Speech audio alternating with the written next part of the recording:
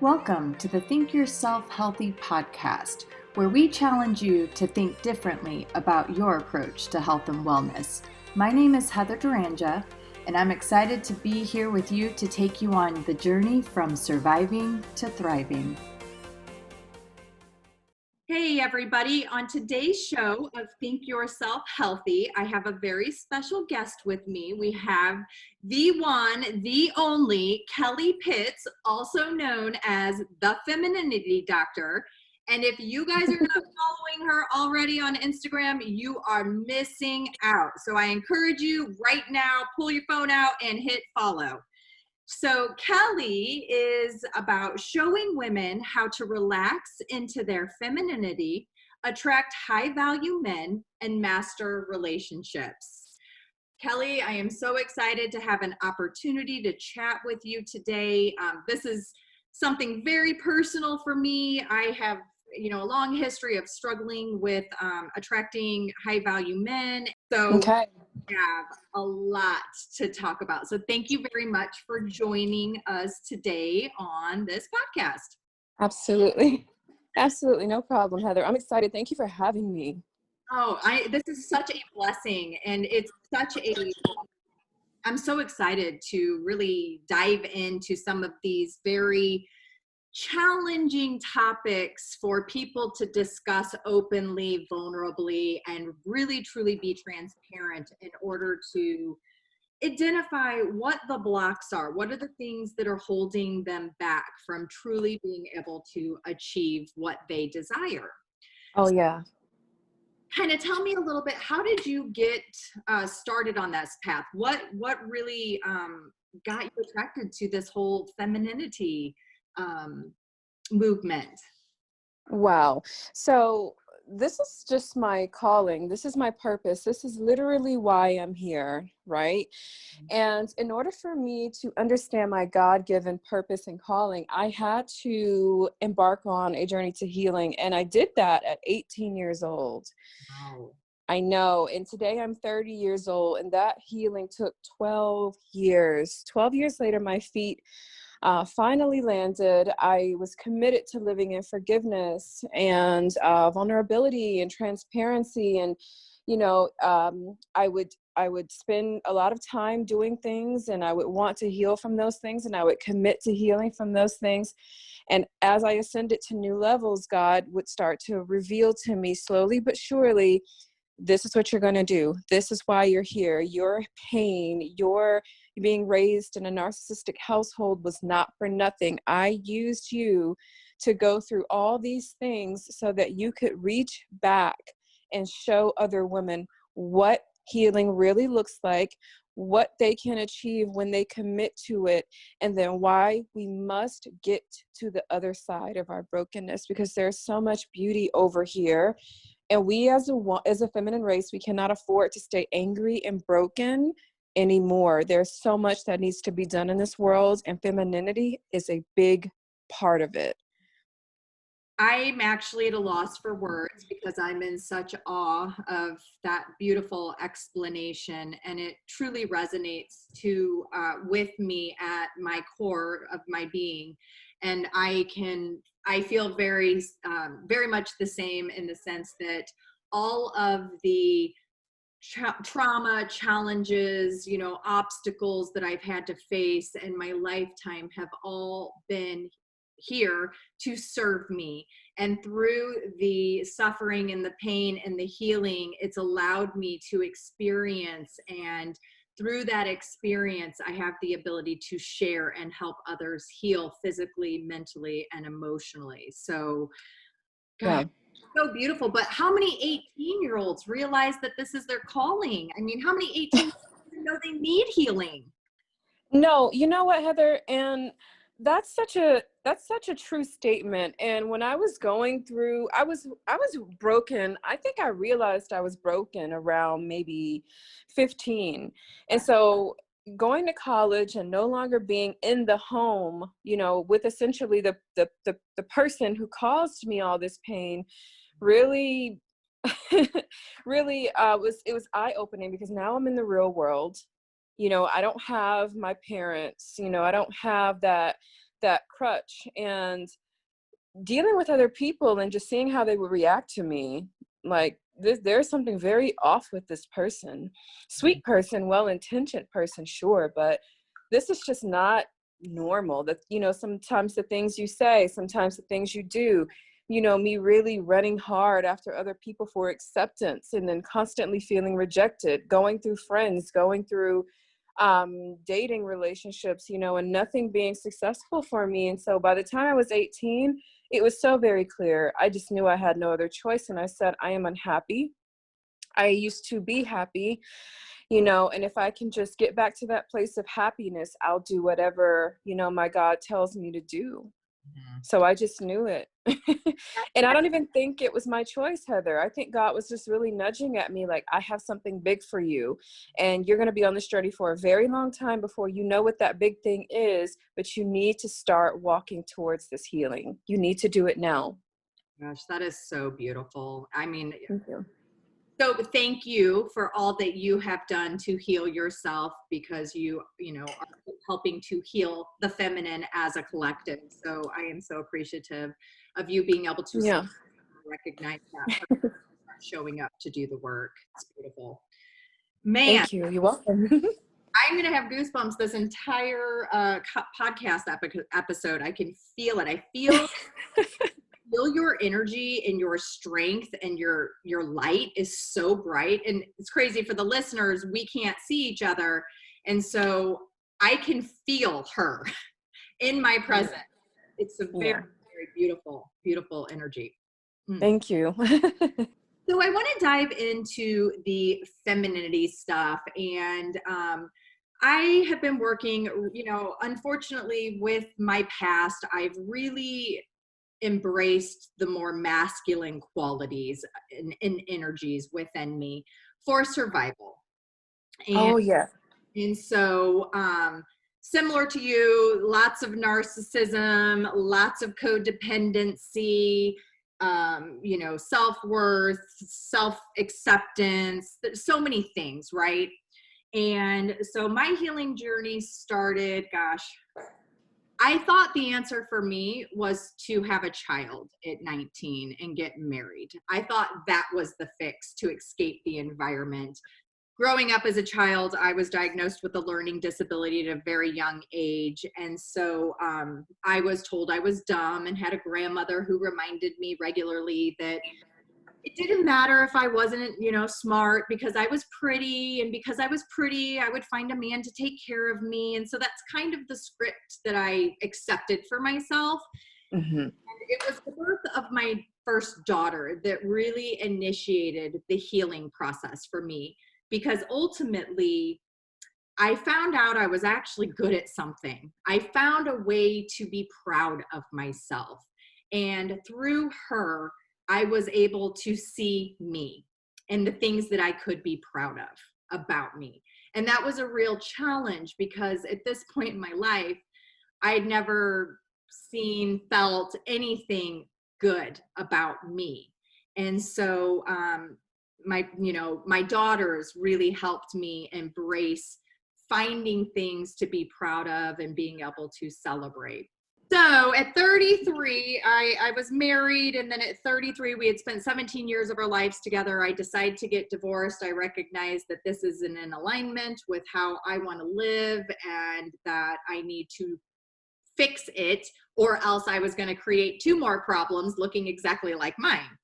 So that led me down a path of picking more narcissistic men, and each time it just continued to get worse with each, you know, situation. It started with verbal and emotional abuse, and then finally it led to, you know, physical, sexual, emotional, verbal abuse. And then that's when I finally had to say, okay,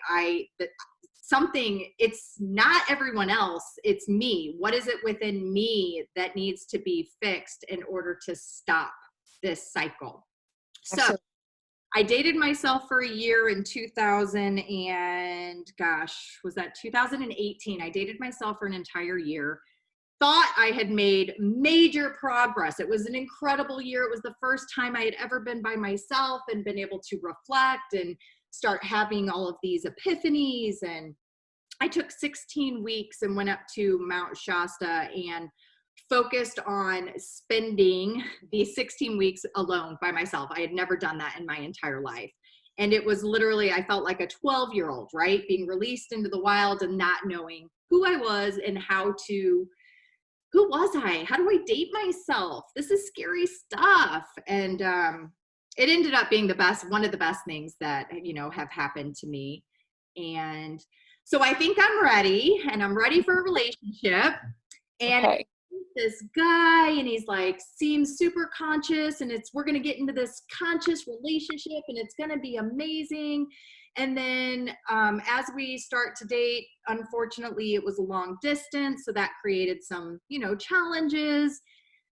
But ultimately, what I ended up deciding is that this individual was such a good guy, such an amazing guy, such an amazing man.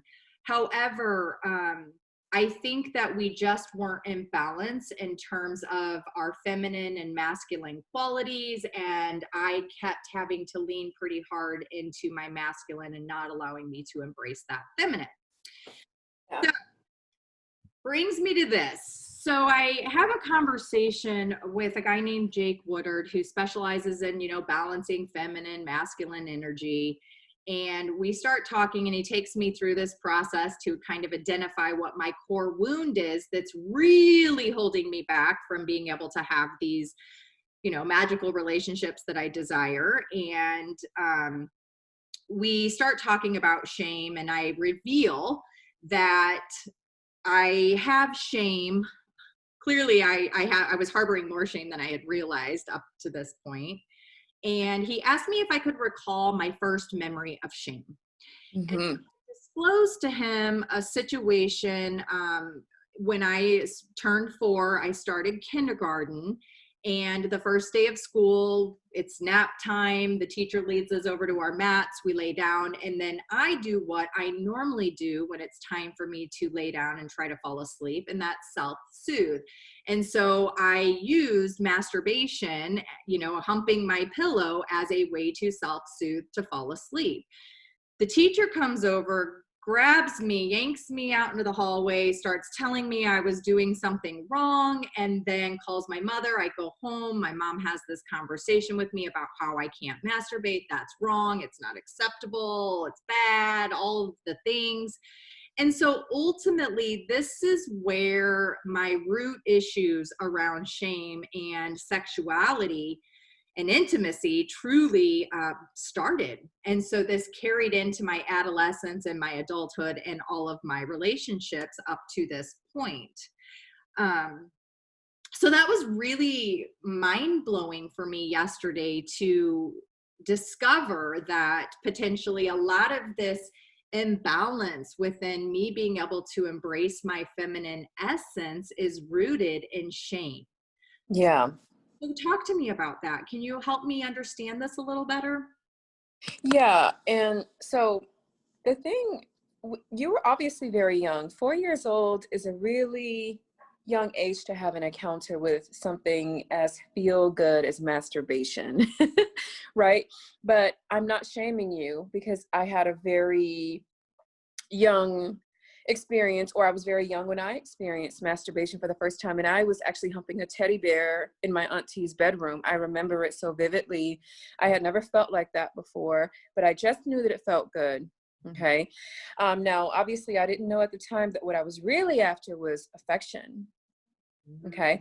So now back to your teacher making you feel shamed and what that's probably done to you well into your adulthood life.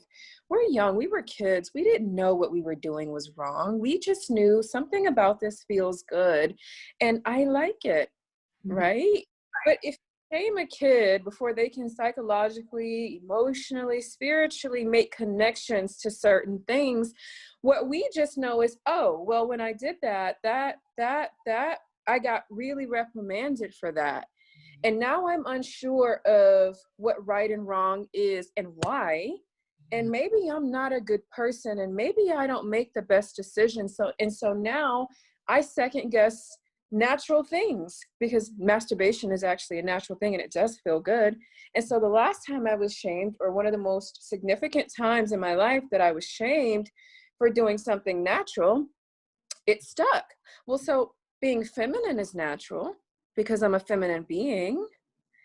My essence, my feminine essence is natural, but I don't know if this is right, because when I was shamed at the most critical moments in my life, that was for something natural. So now for me to be feeling feminine, sensual, gentle, soft, alluring, domestic, pious. I don't know if these are right things because, well, I was shamed for natural things at such a young age.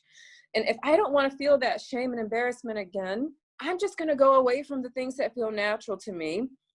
And what are you naturally? A feminine being. So you know what? I'm going to reject that part of myself so that I don't feel that shame again. Wow. Yes. Yes. It makes so much sense. Like, as you're describing it, I'm thinking, gosh, yeah, that's exactly it. Exactly. Yeah. Yes. Shaming kids is, I was watching the Charlie Kirk show. I love him. Don't know if you know him. I don't. He more so deals with masculinity. Okay. And he really hits college campuses hard. He's all about, you know, God and masculinity and why it's so important to talk to men about certain things. And he was just talking about this today, and we said some of the same things. You can't shame a person and then later on in their life wonder why the suicide or thoughts are so prevalent, Right. or wonder why they feel like the worst person in the world. And so, well, oh, and we tell men, oh, you're the worst. You colonized the earth.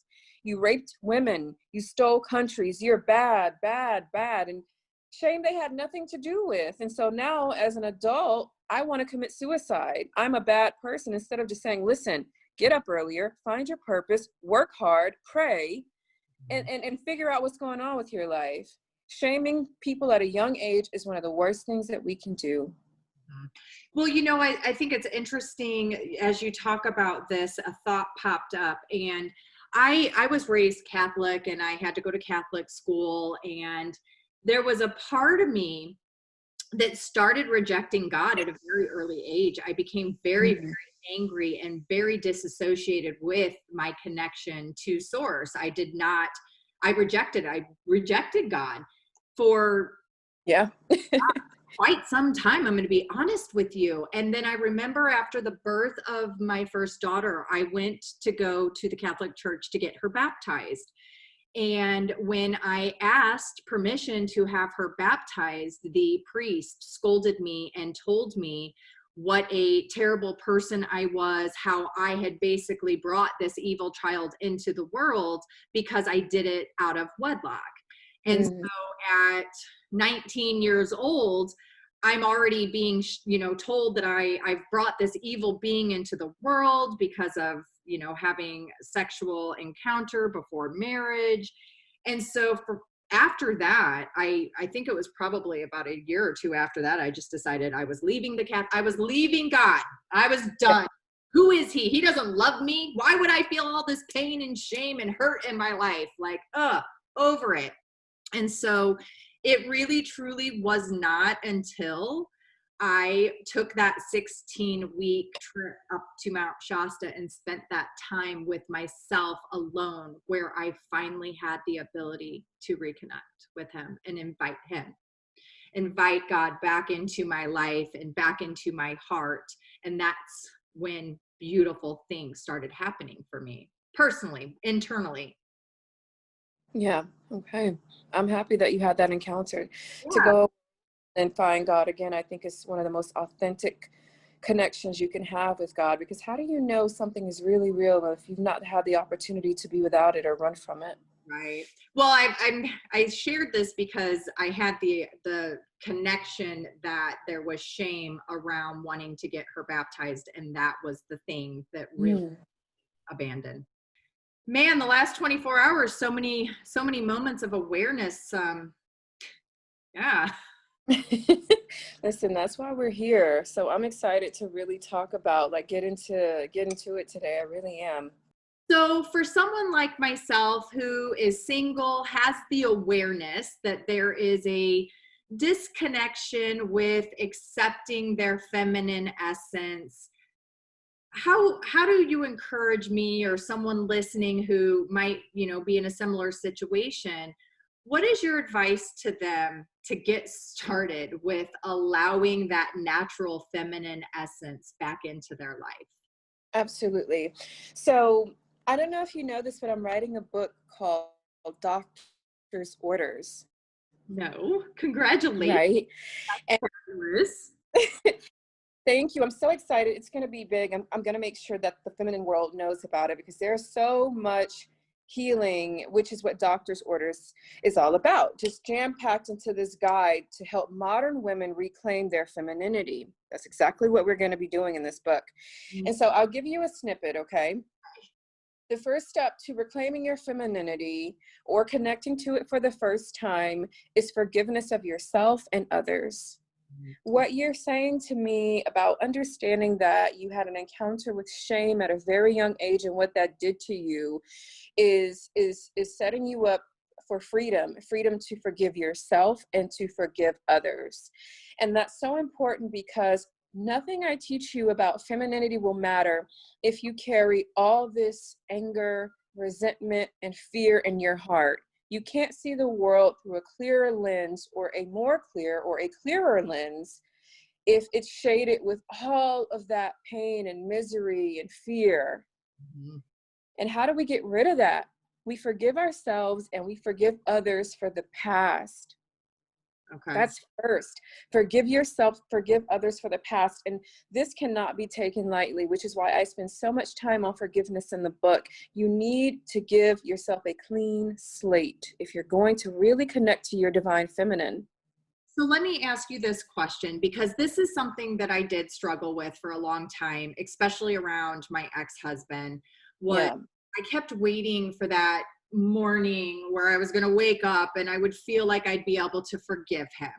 And Mm-hmm. I really struggled with trying to initiate forgiveness towards others and towards myself. Mm-hmm. So one day I was driving in the car and I was listening to this episode on the radio, and they were discussing forgiveness, and they said, not a feeling, it's a choice. And I literally pulled my car over and was like, what? What do you mean it's a choice? Oh, yes. Forgiveness is a choice? You mean I've been waiting for morning after morning for all of these years, and I could have just decided? What? So for me, Yeah. that was really, really mind blowing, but it was such a beautiful gift, because in that moment I decided I'm going to choose to forgive, and it was easy. However, I feel like a lot of people really struggle with allowing themselves to initiate the forgiveness process. So what tips, or what's your advice to them, those who are struggling with embracing forgiveness? Oh, Heather, this one is easy. And it's easy because this is your life. Let that marinate. This is your future. This is your destiny. Do you honestly mean to tell me you are going to choose to spend the rest of your life miserable, anxious, uncertain, and happy? Because that's what's at stake if you do not forgive. And you're going to give that kind of power over to people who are no longer in your life. And then also, you're going to give that power over to people who were not meant to stay. They were only passing through to teach you something. It was never a forever thing. It doesn't matter how that end came to be. It was never forever. Whatever they were supposed to teach you, listen, grab hold of the lesson and keep going. But all you're going to do if you stay in a place of unforgiveness is remain so miserably happy to the point where that emotional pain can start to manifest into physical pain. And I've felt the physical pain of unforgiveness. It is not worth it. It is dangerous. And if you want to be happy, you're standing in your own path. Amazing advice. It's so, ultimately it's easy to verbalize, But I think there are many people out there that truly do struggle with recognizing that this is a choice and it is about how they are going to feel and carry out the rest of their days. There's Mhm. just that, I don't know what that is, but I think it was yesterday I was having a conversation with one of my daughters about forgiveness towards someone who did something unfavorable to her recently. And she looked at me and she got so angry and she was like, I'm not forgiving them. I'm just going to stay in this place right now because that's what I need. And I was like, "Oh, okay. Right. You Right. know, I have a second part to this. Okay. I have a second part to this. And so, um, here's some physical advice Okay. for embarking on this journey to forgiveness. And this is also in my book, and you'll read it. Forgiveness is not about being weak and giving the person who hurt you a pass. Okay, and you don't even have to allow them back into your life. But what you can do is this, and you can write it down. You can say it to yourself as an affirmation every single day. Here's how I'm going to start on my journey to forgiveness. I am not okay with what has happened in my past. I am not okay with the abuse, the lies, the dishonesty, and I am not making excuses for it. But I am going to forgive because this does not have the right to claim me forever. Wow, that's beautiful. This does not have the right to claim me forever. I am not excusing it. I am not saying I am okay with what happened. I don't like what happened. But if I choose to not forgive, I am giving this the authority to claim my life forever. Kelly, I think that that is absolute gold. Gold. I like that. That Yeah, is because absolute you know gold. what? When I hear you verbalize that statement, I can accept that statement because for one, it's allowing me to validate the pain that I felt. That was real. I felt it. I can accept that. Now putting you in a process of having to admit to yourself, okay, I felt the pain here. That was real.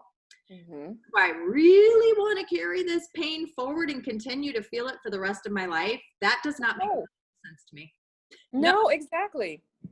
I think that's gold. And oh my gosh, that is such a gold statement in terms of really being able to shift the thought process and repattern that belief system.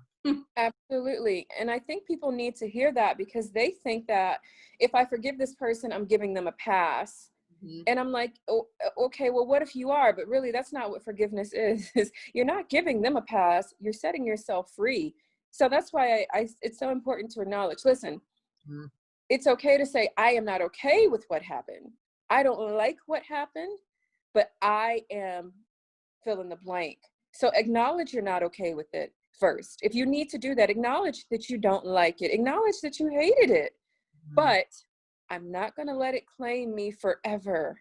Man, I'm seriously changed. No, Oh, seriously, that statement just unlocked something in my brain that made such logical sense. Why? Why would you continue to embrace that pain when you don't have to? It's you can set yourself free. absolutely.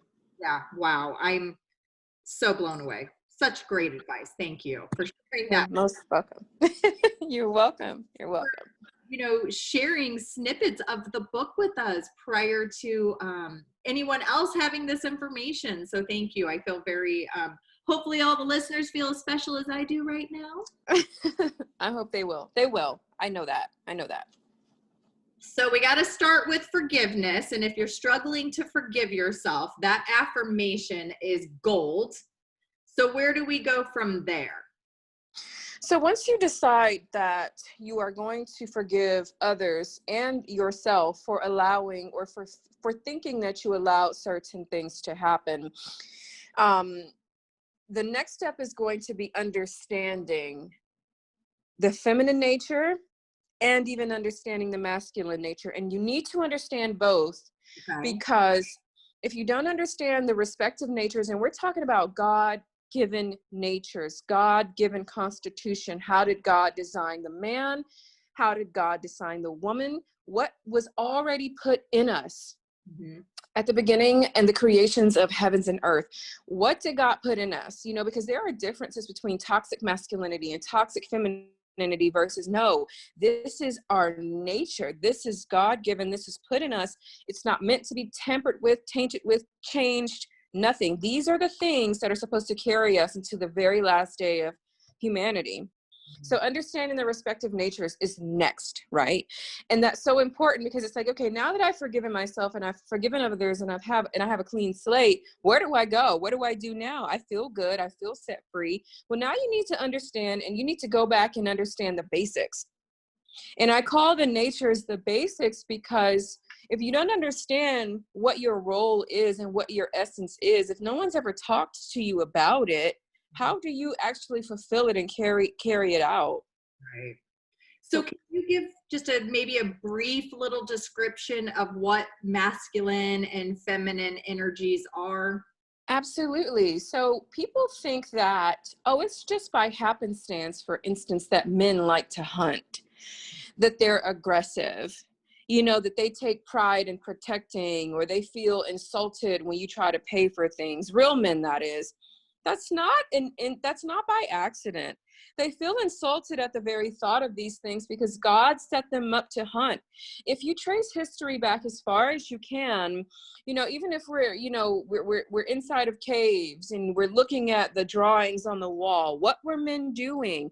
They had bows and arrows and spears, and you know, there was bloodshed and there were animals being carried over their backs. This is the way it was meant to be.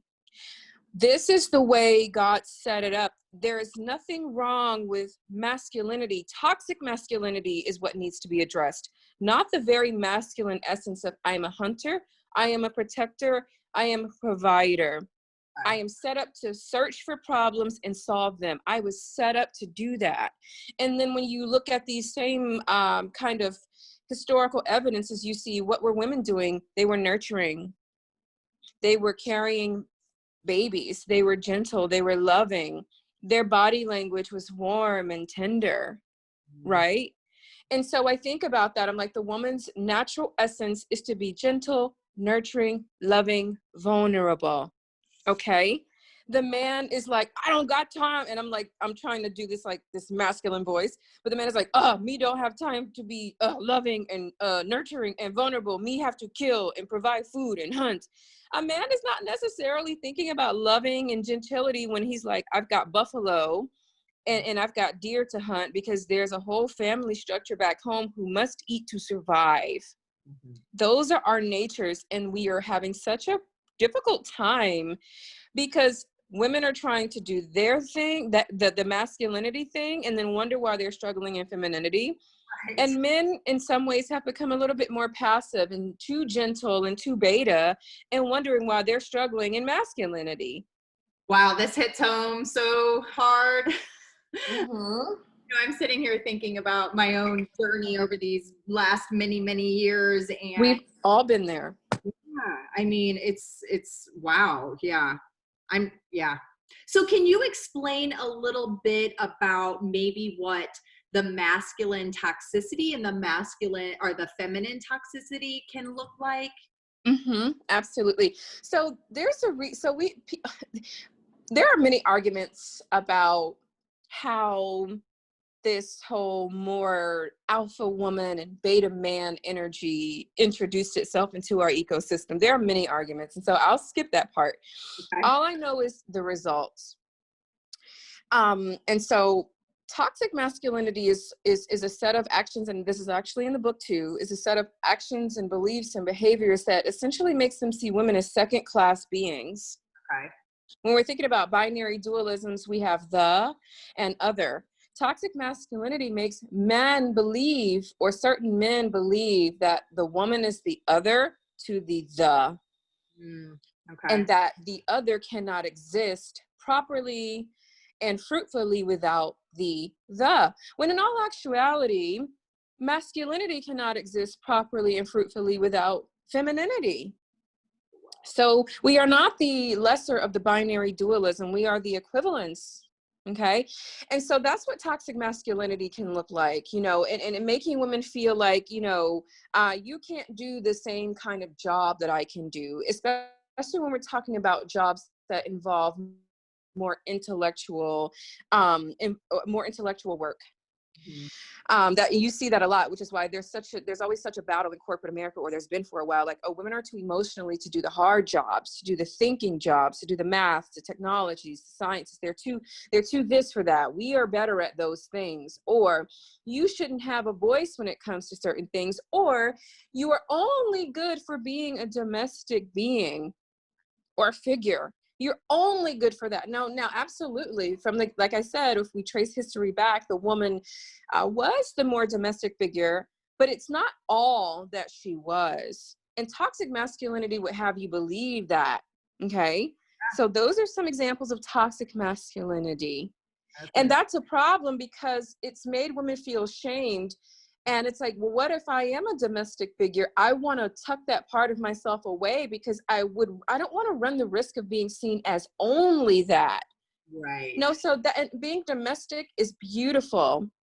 It's one of what the woman's strengths. Have you ever watched a man try to manage the house? Listen, it's a mess. Right. It just is. I've seen it with my own eyes. Even when they try, there are men who are good at it, but typically things are out of order. They're not as organized. It doesn't smell as good. Listen, it's a mess.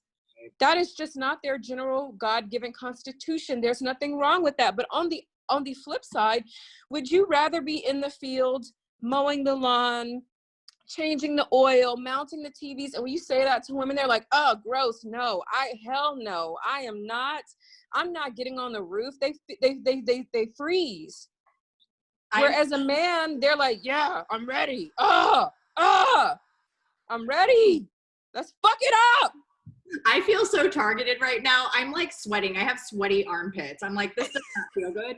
Here's why. As you were talking about all of this, all I can hear in my head is I was a stay-home mom for the first 14 years after my first daughter was born.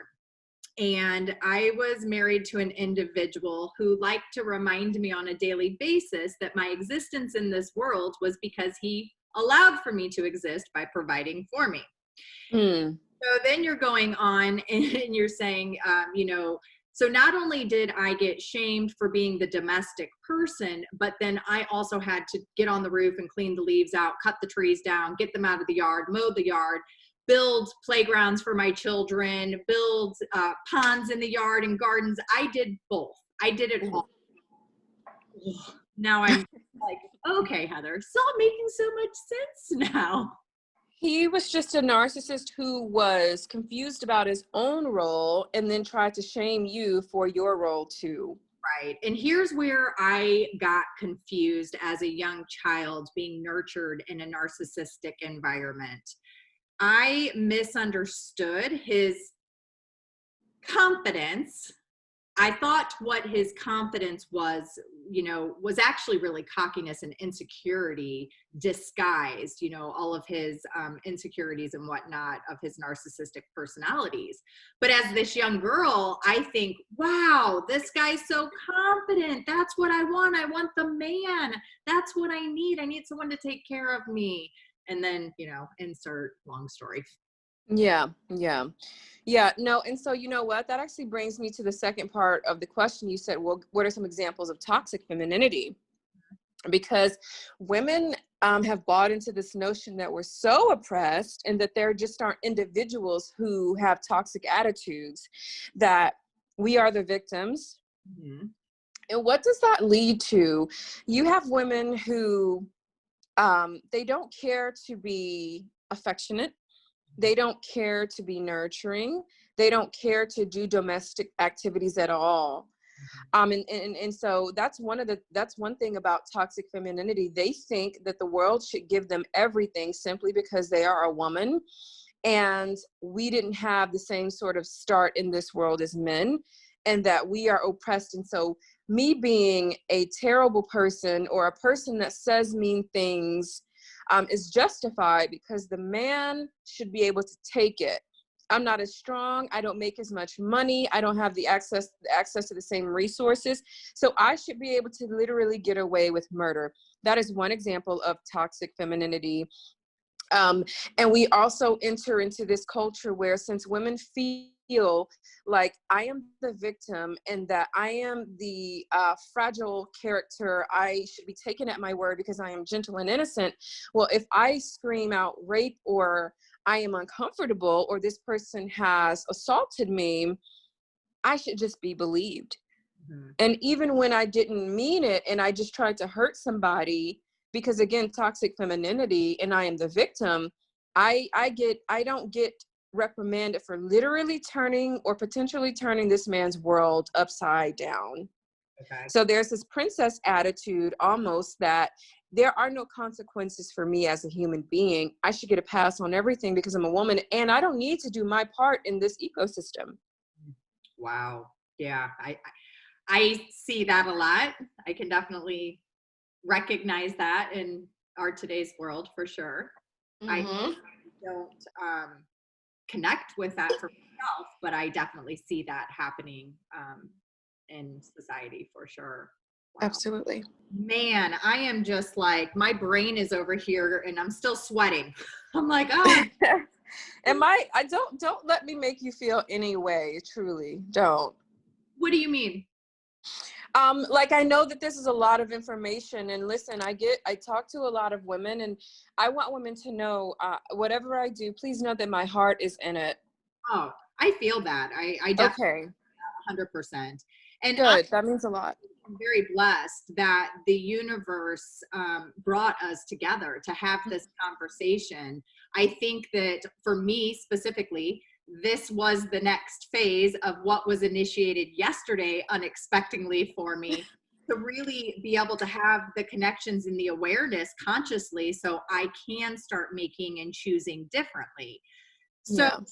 so you know, I really do desire to be in a loving, nurturing relationship. I do feel that I want so desperately to connect with that feminine essence within me. And so you have helped definitely validate that working through the forgiveness and the shame is the only way through for me. The only Yeah. way. I just have to do it. And as we're having this conversation, I'm starting to recognize all of the places where shame is presenting itself, like, you know, around the wounded masculine who's making me feel guilty and reminding me that my existence is because of him. There's a lot of shame here, and I really truly did not recognize how much was actually there. Yeah. Yeah. I'm glad we're here then. Yeah, this is, I'm blessed. I am so grateful. I so received this. Thank you, universe. Absolutely. Thank you, God. God is amazing. No, God is literally, you know, I definitely had to forgive myself for letting him out of my life and inviting him back in. I'm very grateful for being able to get to that place. The moment I opened my heart and asked God to come back in, it wasn't only it was a complete feeling. Physical, mental, emotional. It was a very overwhelming feeling of inviting his presence back within this human body to allow my spirit to receive. It was a beautiful moment for me. So when is the book coming out? Oh man, so I am pushing for a hard date of October 1st.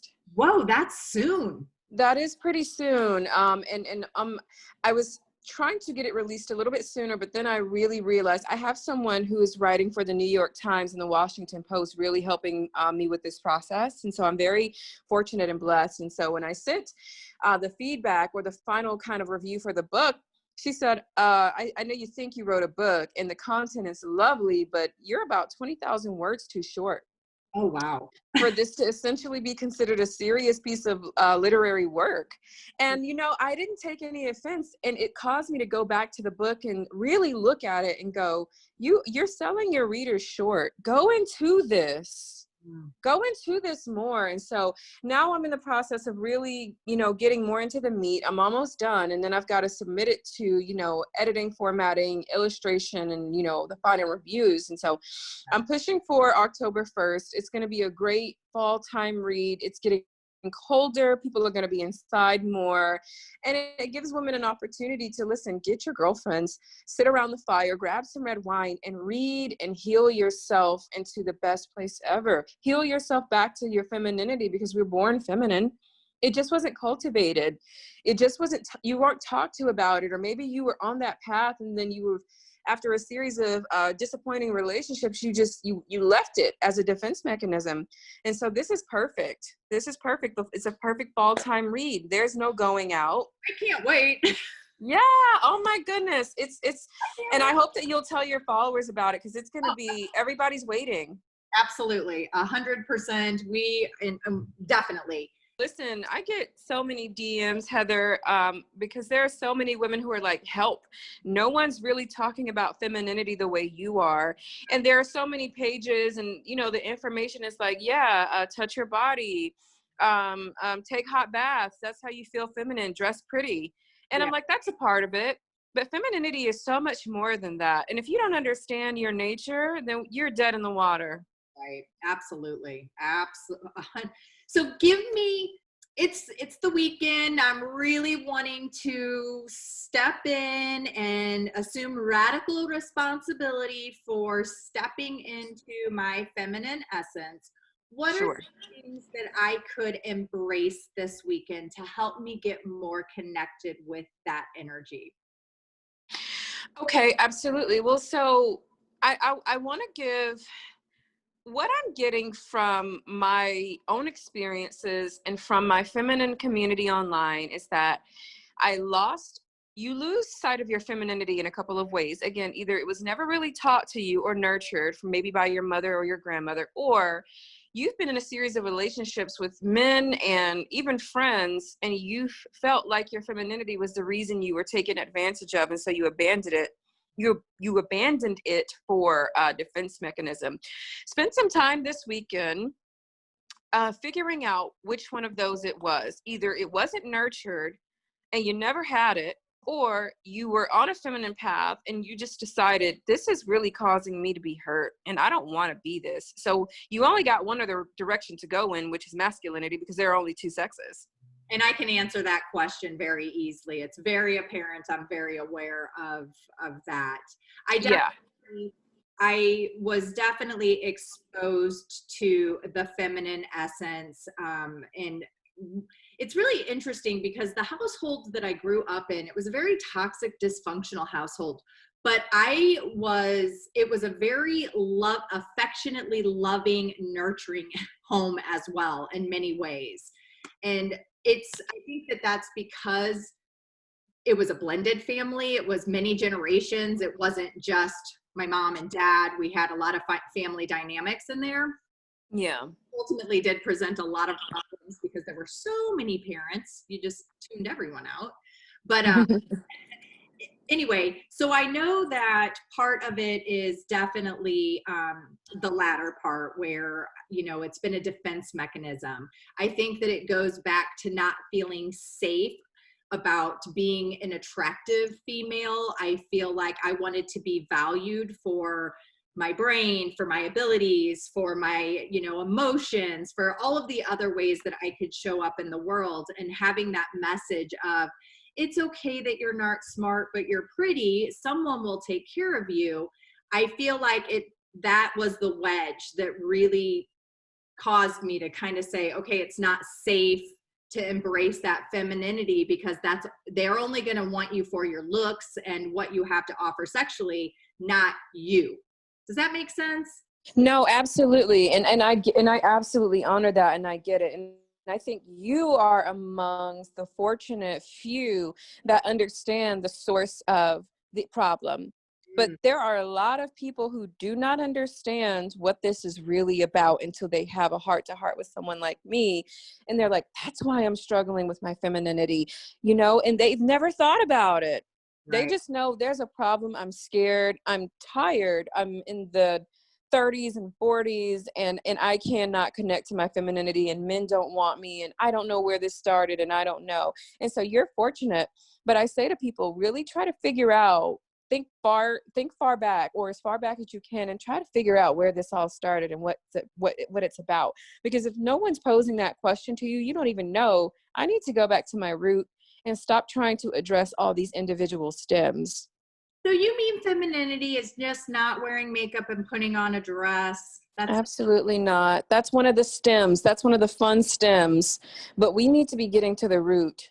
Okay. Because once you take care of the root, all of that beautiful feminine essence, all of those beautiful feminine like expressions, like the makeup and like the pumps and just like those social constructs essentially that we're naturally, attracted and aligned with, all that stuff will happen. But we're talking about the root. We're talking about the understanding. And so this weekend, if someone is trying to overcome or trying to figure some things out, it will be good to try to figure out how this all started.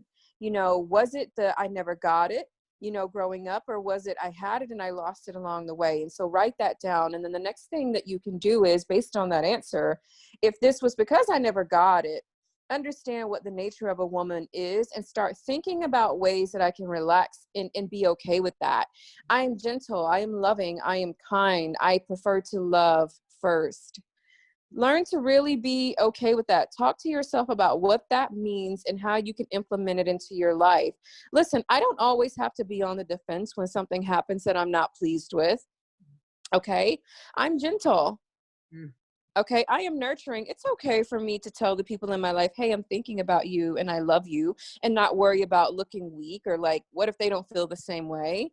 That's okay. This is your nature. Honor those things.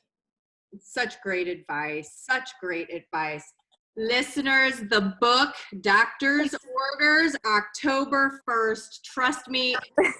Will it be available for pre-order?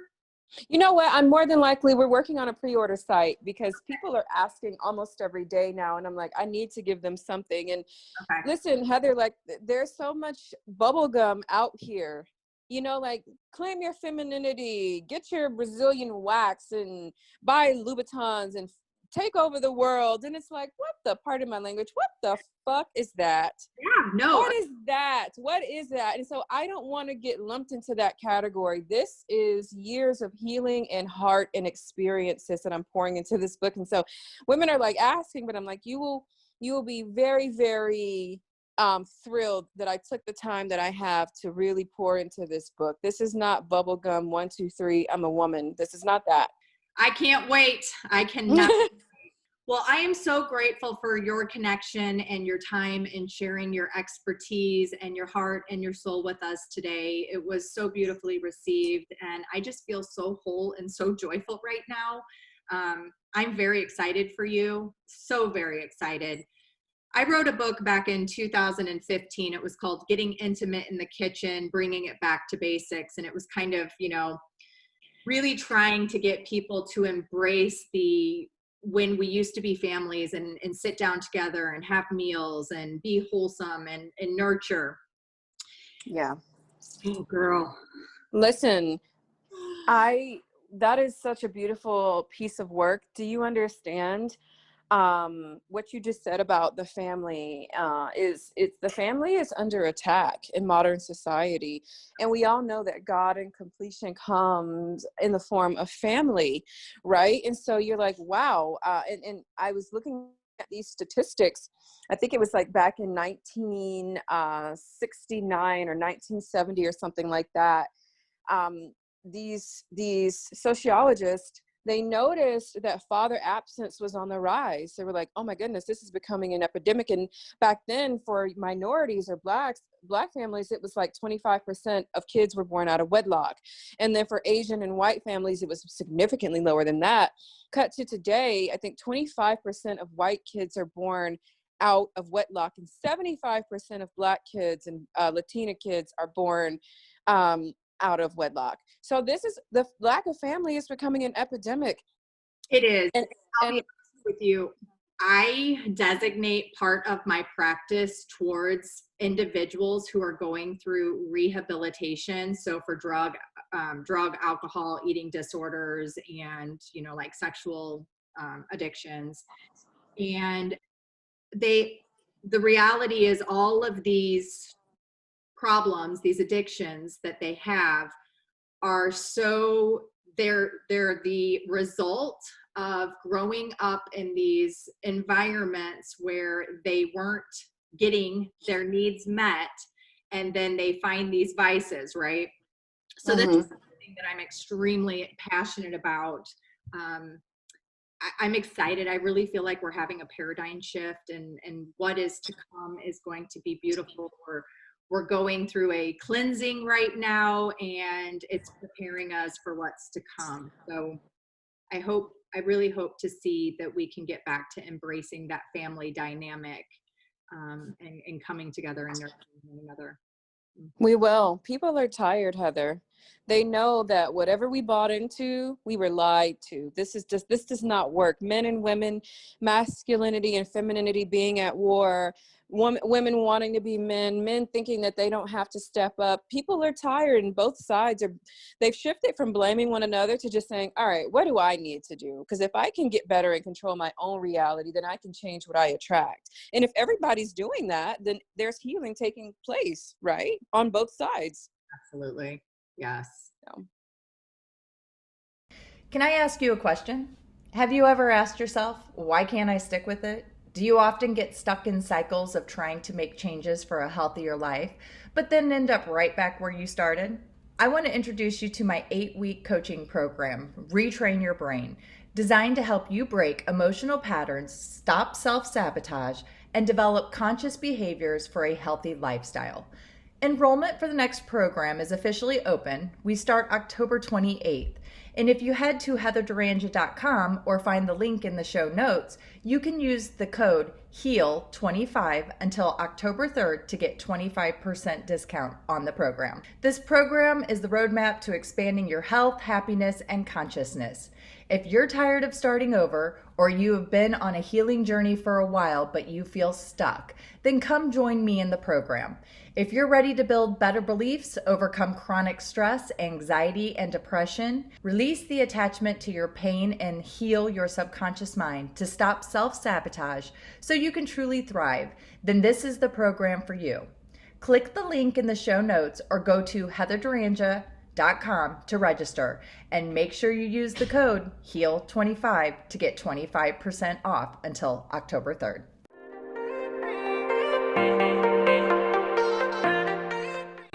Thanks for joining us on the Think Yourself Healthy podcast. Make sure you leave a review and let me know what you think. I love reading your feedback. Come hang out with me on Instagram at Heather Durangia, and don't forget to take a screenshot that you're listening to the podcast and tag me. I love to share it. See you on the next episode.